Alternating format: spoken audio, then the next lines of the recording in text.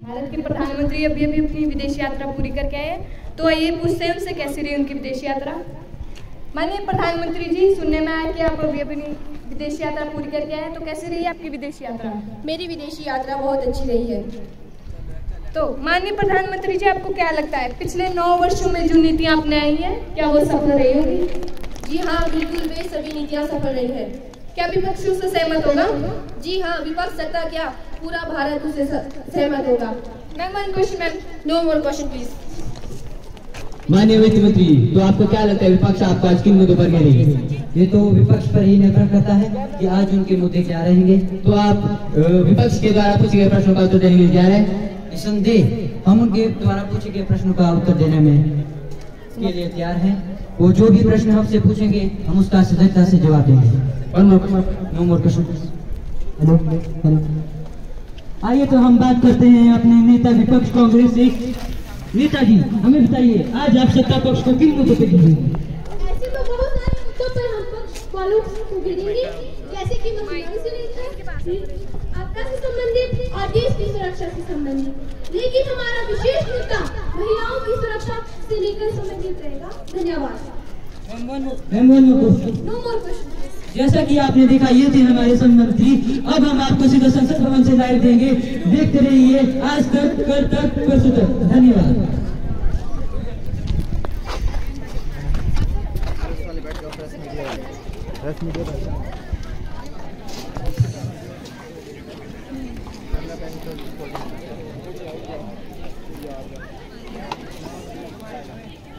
माननीय सभासदों, सभापति जी पधार रही है। A very good afternoon to all of you. Please take your seat. माननीय संसदीय कार्य मंत्री जी। धन्यवाद महोदया। माननीय अध्यक्ष महोदया, सबसे पहले मैं आपका और सभी सांसदों का इस शीतकालीन सत्र में हार्दिक स्वागत करती हूँ, अभिनंदन करती हूँ। आप सभी का दिल की गहराइयों से स्वागत है, स्वागत है, स्वागत है। मैं आप सभी सांसदों से यह भी अपेक्षा करती हूँ कि आप सब सांसद की गरिमा बनाए रखने में पूरा सहयोग देंगे।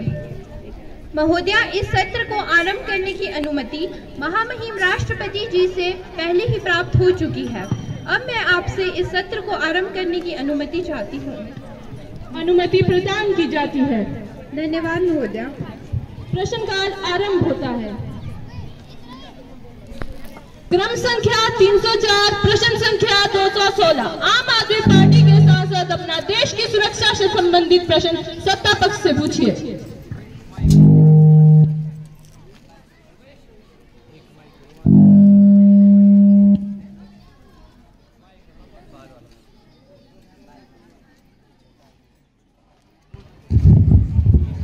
धन्यवाद महोदया। महोदया, मैं आपके माध्यम से सत्ता पक्ष से ये प्रश्न पूछना चाहता हूँ कि आपकी सरकार ने देश की सुरक्षा के लिए क्या कदम उठाए हैं?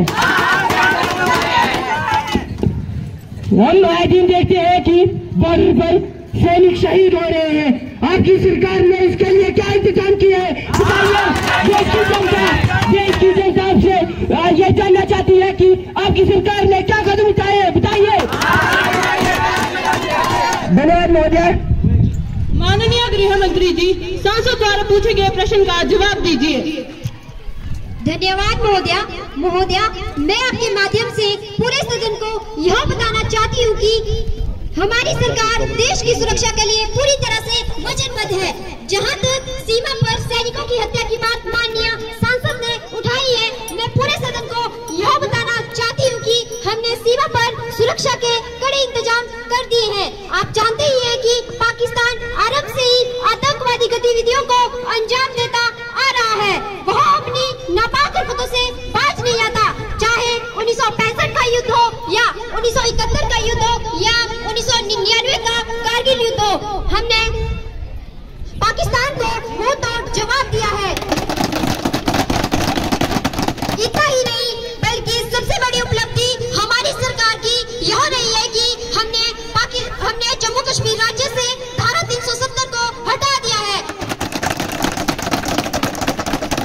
यह एक ऐसी उपलब्धि है जिसे कोई पास्ट की सरकार नहीं कर पाई। और तो इस प्रकार हमारी सरकार पूरी तरह से देश की सुरक्षा के लिए वचनबद्ध है और हमेशा ही रहेगी। देश की सुरक्षा हमारी सरकार की सर्वोच्च प्राथमिकता है। धन्यवाद महोदया। क्रम संख्या 223, प्रश्न संख्या 236। टीडीपी के माननीय सांसद अपना महंगाई से संबंधित प्रश्न सत्ता पक्ष से पूछिए। धन्यवाद महोदया। महोदया, मैं आपके माध्यम से सत्ता पक्ष से यह जानना चाहती हूँ कि जब से आप सत्ता में आए हैं, महंगाई दिन प्रतिदिन बढ़ती जा रही है। चाहे वो फल सब्जी या दालों की कीमतें हो, सब आसमान छू रही है। सांसद की गरिमा बनाए रखे। जो टमाटर कभी 20 रुपए किलो बिका करता था, वो आपके कार्यकाल में 200 रुपए किलो बिक रहा है। इस महंगाई ने आम आदमियों की कमर ही तोड़ दी है। रसोई गैस सिलेंडर जो कभी 400 रुपए में मिलता था, आज वह 1200 रुपए में मिल रहा है। अगर महंगाई का सिलसिला यूं ही चलता रहा तो वो दिन दूर नहीं जब सिलेंडर 3000 तक बिका करेगा। मैं सत्ता पक्ष से यह जानना चाहती हूँ कि आपकी सरकार ने महंगाई को कम करने के लिए क्या क्या कदम उठाई है। धन्यवाद महोदया। माननीय वित्त मंत्री जी, सांसद द्वारा पूछे गए प्रश्न का जवाब दीजिए। धन्यवाद महोदया। महोदया, मैं आपके माध्यम से पूरे सदन को ये बताना चाहता हूँ कि जब से हमारी सरकार सत्ता में आई है, हमने महंगाई को कम करने के लिए अनेक कदम उठाए हैं। मैं आप सबकी जानकारी के लिए बता दूं कि भारत दुनिया के उन देशों में से है जहां विकास तेजी से हो रहा है और महंगाई दर नियंत्रण में है। कोरोना के बाद दुनिया के कितने ही देश ऐसे हैं जहां महंगाई ने कमर तोड़ दी है। अब आप अपने पड़ोसी देशों को ही ले लीजिए। पाकिस्तान में महंगाई दर 38% से भी अधिक है, श्रीलंका में 25% और बांग्लादेश में महंगाई दर 10% के आसपास है। और यदि हम इसकी तुलना भारत से करें तो भारत में महंगाई दर 5% से भी कम है। बीते 9 वर्षों में केंद्र सरकार का यह प्रयास रहा है कि किसानों की लागत कम हो, उन्हें सस्ते दाम पर बीज तथा खाद उपलब्ध हो। और इसके लिए हमारी सरकार ने पिछले 9 सालों में 10 लाख करोड़ रुपए से भी ज्यादा का खर्च उठाया है। महंगाई से राहत के लिए हमारी सरकार द्वारा पीएम किसान सम्मान निधि के तहत देश के प्रत्येक किसान को प्रतिवर्ष 6000 रुपए तक की सहायता राशि प्रदान की जाती है। महोदया, महंगाई कई कारकों पर निर्भर करती है, जिनमें से एक कारक मौसम भी है। यदि वर्षा समय पर नहीं होती है अथवा अत्यधिक वर्षा होती है तो उसके कारण फसल नष्ट हो जाती है और अनाज तथा अन्य खाद्य वस्तुओं की कमी हो जाती है और इससे कीमतें बढ़ने लगती है। महोदया, महंगाई तो पहले से ही आसमान की बुलंदियों को छू रही है। पहली सरकार के समय जहां दालें 150 रुपए किलो, फल सब्जियां 60-70 रुपए किलो और पेट्रोल के दाम 140 रुपए से भी पार चले गए थे, हमारी सरकार ने कितना झूठ बोलोगे, जनता को कितना बेवकूफ बनाओगे। संसद की गरिमा बनाए रखें, उन्हें अपनी बात कहने का मौका दीजिए। महोदया, मैं आपके माध्यम से माननीय सांसद को बताना चाहूंगा, हम किसी को भी बेवकूफ नहीं बना रहे हैं और हम जो बात कर रहे हैं वो बिना सर और पांव की नहीं है। हम जो कह रहे हैं वो सत्य है और हमारी सरकार ने पिछली सरकार के समय में बढ़ी महंगाई को कम करने में अपना योगदान दिया है। महोदया, हमारी सरकार ने जो सब्जियों के दाम पहले 60-70 रुपए थे, हमने उन्हें 40 और 50 रुपए तक लाए हैं। दालें आज 80 रुपए की दर से मिल रही है और पेट्रोल तथा डीजल के दाम को हमने 80 और 90 रुपए तक ला दिया है। और साथ ही महंगाई कम करने के लिए हमारी सरकार ने भारत ब्रांड के नाम से एक नया प्लान बनाया है। इस प्लान के तहत देश के प्रत्येक देश भर के लोगों को 27 रुपए प्रति किलो की दर से सस्ता आटा दिया जा रहा है। महोदया, महंगाई तो पूर्व सरकारों के समय में भी बढ़ी थी और जब से हमारी सरकार सत्ता में आई है, हमने महंगाई को कम करने के लिए अनेक प्रयास किए हैं और ये प्रयास अभी भी जारी है। महोदया, महंगाई हमारे नियंत्रण में है और जब तक महंगाई पूरी तरह हमारे नियंत्रण में नहीं आ जाती तब तक हमारे ये प्रयास निरंतर जारी रहेंगे। धन्यवाद महोदय। क्रम संख्या 334 प्रश्न संख्या 246 जेडीयू की माननीय सांसद अपना आपदा से संबंधित प्रश्न सत्ता पक्ष से पूछिए। धन्यवाद महोदया, मैं आपके माध्यम से सत्ता पक्ष से यह जानना चाहती हूँ कि आपकी सरकार ने आपदा से निपटने के लिए क्या क्या इंतजाम किए। महोदया, अभी हिमाचल प्रदेश में प्राकृतिक आपदा के कारण बहुत बड़ी तबाही हुई, कई लोग बेघर हो गए और न जाने कितने मासूम लोगों की जानें चली गई। आपकी सरकार इस समस्या से निपटने के लिए पूरी तरह से असफल रही है। महोदया, विपक्ष जानना चाहता है कि आपकी सरकार ने इस तरह की प्राकृतिक आपदा से निपटने के लिए क्या क्या इंतजाम किए। धन्यवाद महोदया। माननीय प्रधानमंत्री जी, सांसद द्वारा पूछे गए प्रश्न का जवाब दीजिए। धन्यवाद महोदया, मैं आपके माध्यम से पूरे सदन को यह बताना चाहती हूँ कि प्राकृतिक आपदा हमारे वश में नहीं है, फिर भी हमारी सरकार ने इसे निपटने के लिए पूरे प्रबंध किए हैं।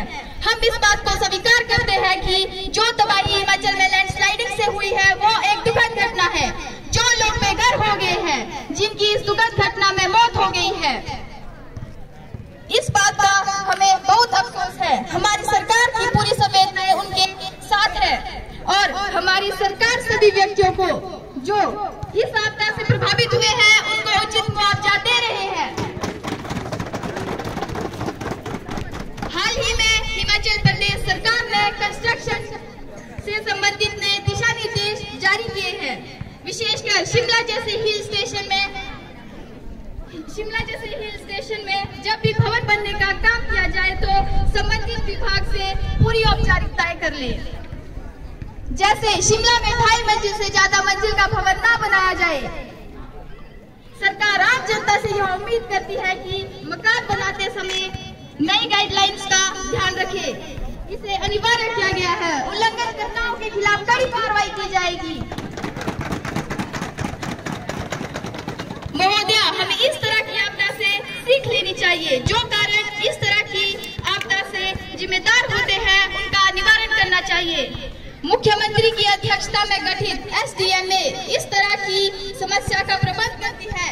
महोदया, इस तरह हमारी सरकार ने डिजास्टर मैनेजमेंट का पूरा ध्यान रखा है। धन्यवाद महोदया। क्रम संख्या 348 प्रश्न संख्या 252 तृणमूल कांग्रेस के नेता अपना धार्मिक असहिष्णुता से संबंधित प्रश्न सत्ता पक्ष से पूछिए। धन्यवाद महोदया। सर्वप्रथम मैं आपका धन्यवाद करना चाहती हूँ कि आपने मुझे मेरा प्रश्न सदन में रखने की अनुमति दी। मैं आदरणीय प्रधानमंत्री जी से यह प्रश्न करना चाहती हूँ कि जब से उनकी सरकार सत्ता में आई है तब से धार्मिक असहिष्णुता इतनी क्यों बढ़ रही है। भारत जैसे धर्म निरपेक्ष राष्ट्र के लिए यह एक बहुत बड़ा खतरा बनता जा रहा है। यह भारत की एकता और अखंडता को भी बहुत प्रभावित कर रहा है, फिर भी सरकार चुप क्यों है। आए दिन हम देखते हैं कि किस प्रकार लोग धर्म के नाम पर लड़ते झगड़ते रहते हैं, दंगे करते रहते हैं, फिर भी सरकार इस तरह से न जाने कितने ही लोग सांप्रदायिक हिंसा का शिकार होते हैं। ऐसा क्यों प्रधानमंत्री जी? जवाब दीजिए। आदरणीय प्रधानमंत्री जी जवाब दीजिए। धन्यवाद महोदया। माननीय प्रधानमंत्री जी, सांसद द्वारा पूछे गए प्रश्न का जवाब दीजिए। धन्यवाद महोदया। महोदया, मैं आपके माध्यम से सदन को बताना चाहती हूँ कि इसमें कोई दो राय नहीं है कि पिछले कुछ दशकों से भारत में रिलीजियस इंटॉलरेंस बढ़ी है, फिर भी हमारी सरकार इस समस्या को रोकने में सफल हुई है। इसके अलावा इंटेलिजेंस एजेंसीज की पूरी नजर इस समस्या पर लगातार बनी हुई है। सरकार भी लगातार इस समस्या को रोकने के लिए पूरा प्रयास कर रही है। यह एक ऐसी समस्या है जिसे ओवरनाइट खत्म नहीं किया जा सकता, फिर भी हमारी सरकार का पूरा प्रयास रहेगा कि हम इस समस्या को कम कर सके। इस समस्या को रोकने के लिए केवल इंटेलिजेंस एजेंसी और सरकार की भूमिका पर्याप्त नहीं है। इस समस्या से निपटने के लिए हमें लोगों को शिक्षित करना होगा, उन्हें सिखाना या समझाना होगा कि धर्म के तंग दायरे से बाहर निकले, धार्मिक हदों को छोड़कर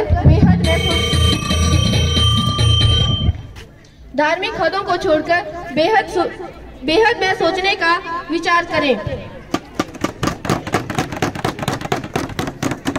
जब तक समाज रहेगा और समाज में इस तरह की भिन्नता होगी, चाहे वो जाति के आधार पर हो, धर्म के आधार पर हो, भाषा के आधार पर हो या कोई अन्य भिन्नता हो, यह समस्या समाज में सदा ही बनी रहेगी।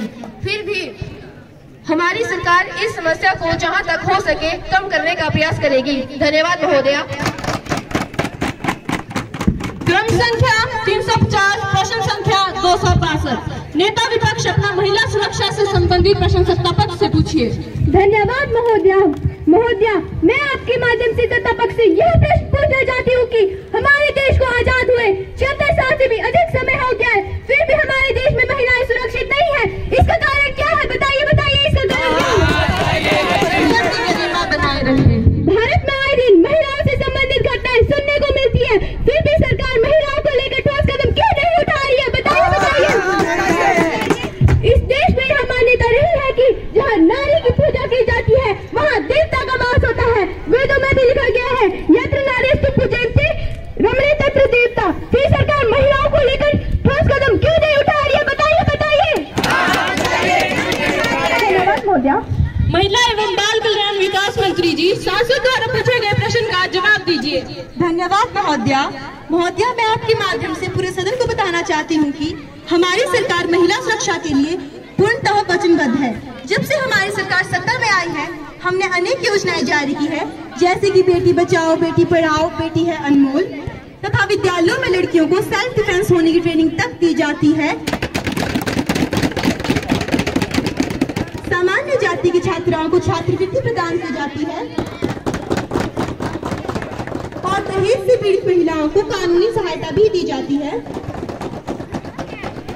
यहाँ तक कि बसों में सीसीटीवी कैमरास तक लगा दिए गए हैं। क्या वो कैमरे सिर्फ दिखते हैं, चलते भी हैं? आप अपने स्थान पर बैठे रहिए, शांत रहिए।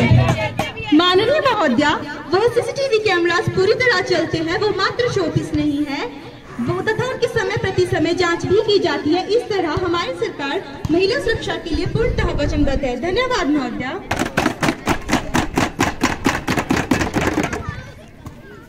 महोदया, इसी के साथ प्रश्नकाल खत्म होता है और शून्यकाल आरंभ किया जाता है। धन्यवाद।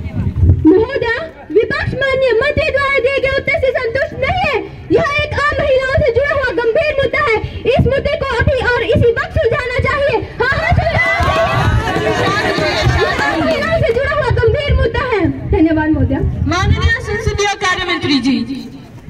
महोदया, जिस विषय पर विपक्ष बार बार बहस करने की मांग कर रहा है वह आज के एजेंडा में शामिल ही नहीं है, फिर इस मुद्दे पर कैसे चर्चा की जा सकती है?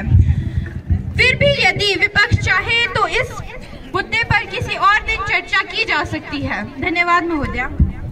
महोदया, यह एक गंभीर मुद्दा है। इस विषय पर अभी इसी वक्त बहस होनी चाहिए। होनी चाहिए। यह आम महिलाओं से जुड़ा हुआ गंभीर मुद्दा है। इस मुद्दे को इसी वक्त सुलझाना चाहिए। शांत हो जाइए, शांत हो जाइए।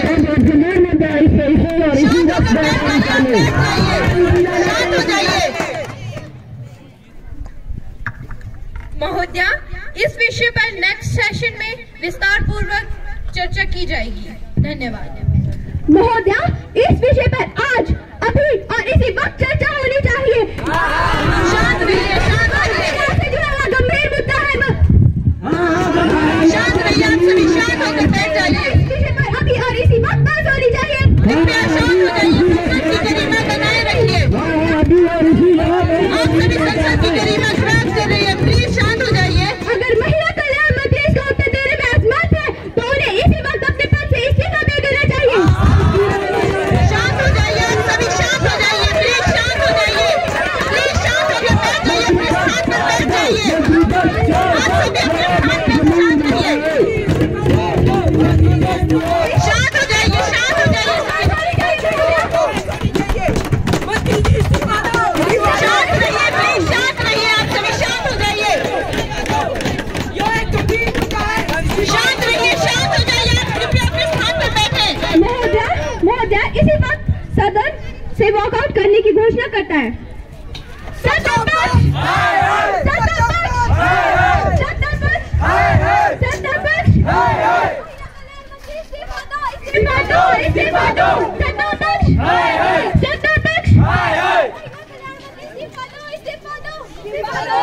अफसोस, अति दुर्भाग्यपूर्ण, संसद की कार्यवाही अनिश्चित काल के लिए स्थगित की जाती है। धन्यवाद।